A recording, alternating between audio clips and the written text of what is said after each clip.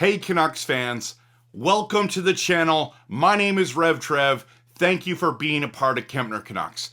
Today, I want to talk about a little bit about the fandom in Vancouver, and I get we all want this to be a winner, a championship team. As I've been posting videos, people comment sometimes in my comments, Vancouver sucks, they will always suck. And maybe, but you don't know that. Nobody can predict the future. But only one team wins the Stanley Cup. And this team is trying to build to win their very first Stanley Cup. And fans are tired of losing. And I get it. As a fan, I'm sick and tired of losing. Last year was so abysmal. It was awful to watch. We had such high hopes. We thought we were going to build on the year before. It didn't happen. So what is the solution to rebuilding this team? And it's getting elite players. It's about getting a good team around those players, good role players. You need good goaltending, good defense. You need good, not only good scoring forwards, you need good role forwards. Every line matters. When you go to the playoffs, you need 3 or 4 lines that you can roll out, okay? It's not just stacking up a couple lines and trying to do that. If you have one line, you can make the playoffs. You can't do anything in the playoffs. And so the Canucks are on a search for a second line center. I've made tons of videos on it. If you want Canucks content, it's basically about the second line center. And the latest rumor is Mason McTavish. I've talked about him ad nauseum on my channel, but it's this thing where Canuck fans want to talk about it. So let's talk about it. Mason McTavish is a young, like really young, early 20s center for the Anaheim Ducks, okay? And it looks like there could be a possibility that he could be moved.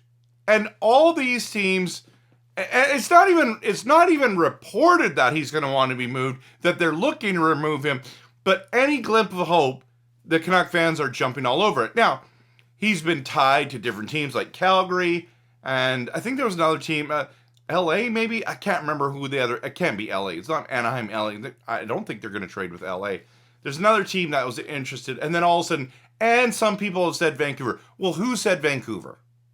Who said Vancouver? Someone like myself, a YouTuber, or someone on Twitter, or someone on Reddit, or some random person who's talking about the NHL, or maybe someone who's been doing that professionally in their job saying, and just throwing it out there, oh, Vancouver needs a second line center. They'd definitely be interested in Mason McTavish. Listen, there's a lot to like when it comes to Mason McTavish. Young center, has produced some points. I believe he got 57 points last year. But look at the years before that, and it's like, oh, he scored 57 points on a garbage team. Well, you know what? Last year, we were a garbage team. It just was a fact. We had Quinn Hughes, who had 76 points, and then Brock Besser was their next highest scorer at 50 points. 50. You're telling me that Mason McTavish outscored our second highest scorer? Like, let's not pretend like we were some great team last year. We were awful. We were. It sucks to say. They ended up being less in the standings than us. We are the better team, right? But the amount of injuries we walked in, all the drama we were in, and the lack of goal scoring was super concerning. Then we had our own coach that decided, no, I don't want to resign here. They offered him a significant raise, and he's like, no, I'm good. I want to go back to the East Coast. All this doesn't look good, right? And so I get that, like, Vancouver might be interested. I think every Canucks fan seems to be interested in Mason McTavish, except for me. And it's not that I don't think he's a good player. I don't know. Is he going to turn into the next JT Miller? I don't think so. Can he? Sure. But when I saw him live, the Anaheim game that I went to in Vancouver, I was there to watch Leo Carlsson, and I'll tell you right now, I noticed Mason McTavish, but I noticed him for all the wrong reasons. I didn't notice him for his offensive upside. I just noticed him for his grit. He was just a gritty player. He didn't play overly well. I think he had an assist maybe, but he just didn't do anything. So I don't know if I'm just jaded because the one game that I saw, he didn't impress me. Maybe he's way better than I think, and I totally could be wrong about that. But Canuck fans get married to the idea of all these different players. It was Rossi. Now that dream's over. Guys, we've moved on. I just did a video on that.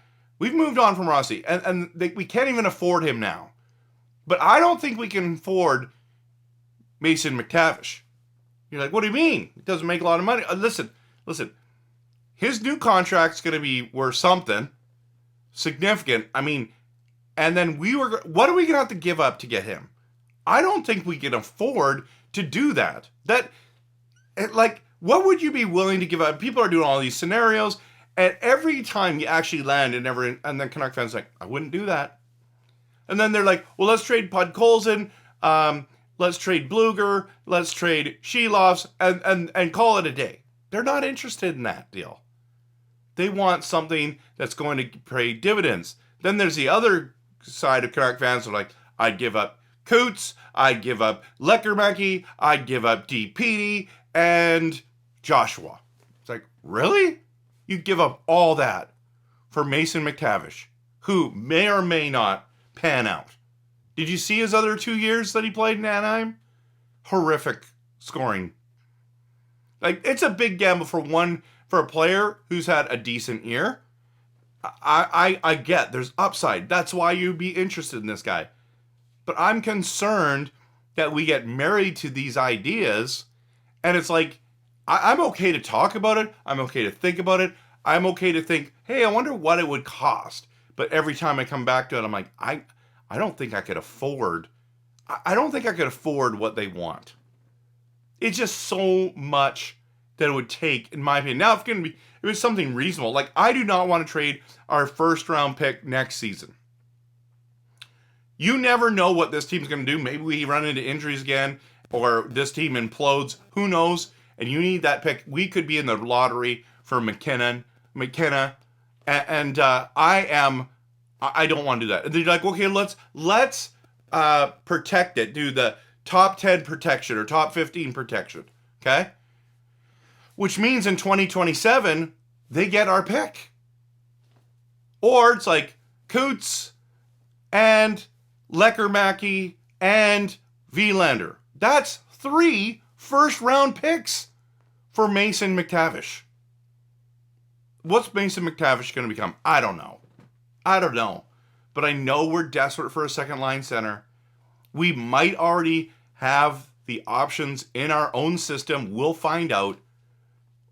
I think they'll be thinking about a trade, but I'm not sure. I don't know what it's going to end up costing us.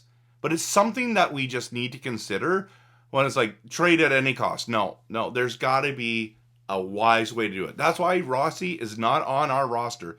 Canucks management were like, we're willing to give up this, and this, not all the rest. Not unrealistic. It's got to be a hockey trade that works for them, that works for us. I'm okay with that. Do a deal that works for us both. Anyways, I'd love to know your thoughts and questions about it. Post it in the comments. Hit the like and subscribe. And of course, always, go Canucks, go.